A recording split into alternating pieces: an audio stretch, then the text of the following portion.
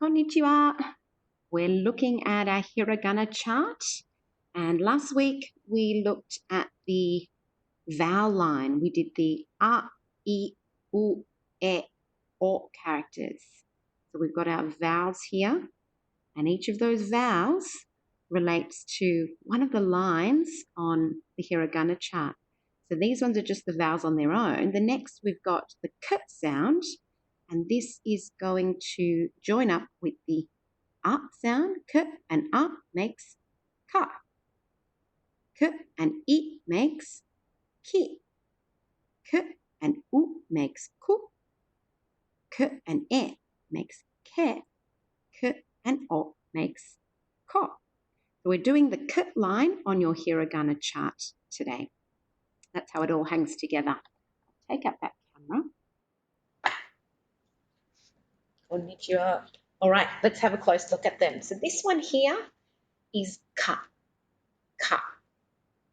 And the clue, we can imagine that shape is a piece of bread and the sticking out bit this side is a knife cutting the piece of bread.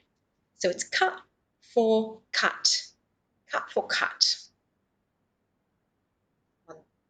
Yeah, it kind of works. I think it works, cut for cut. All right, then we've got this one here, ki, ki. And someone was really observant and noticed that sometimes this can be drawn in a slightly different way. The ki could have this line here going around like this. So imagine that you were drawing with your brush, and this is why I've given you a brush pen. So when we get to writing, you can see the relationship between the written characters and the brush. So when they're writing with the brush traditionally, they could keep the brush on the page and make it go around like that, or they could go in this direction, lift the brush off the page and then put it back down here. So they're doing the same movement with the brush, but it just depends if they lifted it up here or not. So either way, it's the same character. It sounds like ki, but just two slightly different ways that you can draw it or print it. So let's have a look at the clue. This one is saying it looks a bit like an old key and a lock. An old key. So putting that round shaped key into the lock. We look at it there. Yeah, we've got to use our imagination a little bit for that one, that it's a bit like a key. Maybe you want to add to the drawing there to make it look more key-like to you, if that's going to help you to remember. Ki for key. Ki for key.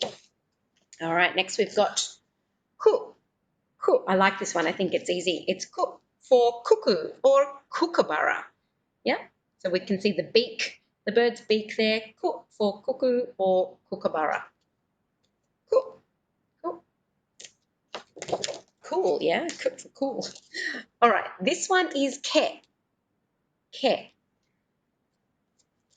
Not sure if you know what a keg is. A keg is a big barrel made of wood, and it could be used to store wine or beer in a big keg. So adding those lines into the character here, we put a few extra lines and we can imagine it's a big keg. Says with a couple of extra lines, this ke looks like a keg of beer. So it's ke for keg. Ke for keg. And the last one in the k line is ko. Ko. I think this one's a good picture. Ko for coin. Or actually, the sound coin isn't quite ko, is it? Ko for cost. It's a coin, but then we have to think, how much does it cost? Ko. Ko. So this looks like a coin. One coin will meet the cost of your call. This is ko. Ko for cost. Ko. So it does look like it's part of a circle. And if we imagine the whole circle there, we think of a coin. But it's not ko, like coin, it's ko for cost. Cost.